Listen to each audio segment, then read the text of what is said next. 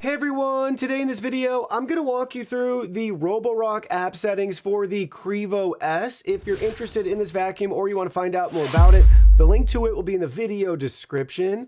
Let's go ahead, let's jump right in. Here's a look at all of our Roborock devices. We have to select the correct one. We're going to select our top one. That's going to be our Qrevo S right here. And it's going to load your main screen and display where you can see previous cleaning statistics, your layout of your map, and we have a lot of great settings and features to explore. We'll start at the bottom. We have 4 different tabs: full, room, zone, or routine. This is how you can choose to clean. So you can build out a routine right here if you want. They have some recommendations you can add, or you can add your own. They have zone cleaning, so we can add up to 5 different zones here.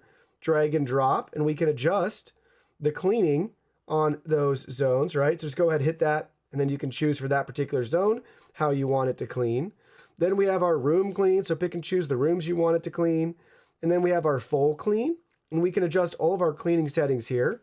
We have a smart plan option. This is basically auto and Roborock AI driven, so it'll do all of the planning for you and the cleaning. Then we have vacuum and mop, so where we can adjust all of our suction power and water flow settings, how many times you want it to clean, 1 or 2 times, and do you want to do a standard or a fast clean. Then we have just mop and just vacuum. Then we also have a customize option. So you can customize it on each room. You can build that out right there too. Then on the right hand side at the bottom, we have our dock button here. So we can have it return to home and wash the mop. We also have our dock settings. We'll look at those in a minute here. If it was on the dock, we could have it empty, wash, and dry itself. Moving right on up towards the center of the screen, we have our map settings here. So we can pick and choose our map. We can set no-go zones, whether that's invisible walls or complete zones and boxes. So lines or boxes. You can add multiples of those on your map, telling it where not to go. We can edit the rooms if we need to merge or divide. We can edit and add furniture. You can really build out your map. And then we can also even edit the surfaces, floor type, carpets, threshold. You have those options there. We also have our map details, 2D or 3D, what you want to see on the map. All of that can be tweaked. Then in the top right-hand corner, we have all of our settings. We can view our cleaning history. Here's a look at a full clean, everywhere it was able to go. The area, how long it ran, mop washes. Pretty cool. So you have a nice breakdown there. Then we have schedule, so we can add this to a schedule. Pick and choose the time and forget about it.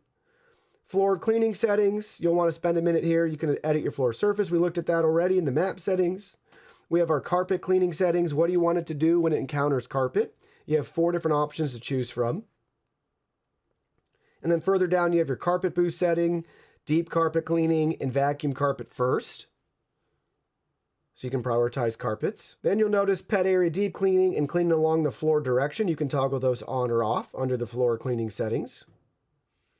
Then we have our dock settings. You can get to that from the previous screen that we were looking at with our map, but now we're looking at those details. You can adjust the mop wash frequency, 10, 15, 20, 25. So by minute, or if you want to do by room. And then here's the washing mode, light, balanced, or deep. Dustbin auto empty frequency, off balanced or high. Empty mode, smart light balanced or max. So a lot of options to spend a couple minutes at looking at, finding the right one for you. Auto drying settings, 2, 3, or 4 hours. You can set the duration. That takes us to our reactive obstacle avoidance. Next up, toggle that on or off and choose your less collision mode setting, basically how sensitive you want it to be.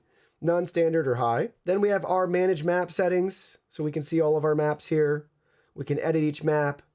We can turn on single level or multi-level, depending on how many stories you have if you want multiple maps, and then how it chooses to recognize which map it should be using. Next, we have robot voice, followed by robot settings. Robot settings gives us things like do not disturb, child lock, button lights. We can turn those on or off peak charging, offline map, and our area of unit. Next, we have our pin and go settings. So just touch a spot on the map, send it there, and then you can do a spot clean. Or if you want, you can drive the vacuum with the joystick or button control and do a spot clean and have it return back home. And then you'll find user manual, product info, firmware updates, and device sharing. You can share this with friends and family. And then lastly, you can delete the device from your account. So if you can see or notice throughout this video, very customizable and easy to find the setting that you're looking for.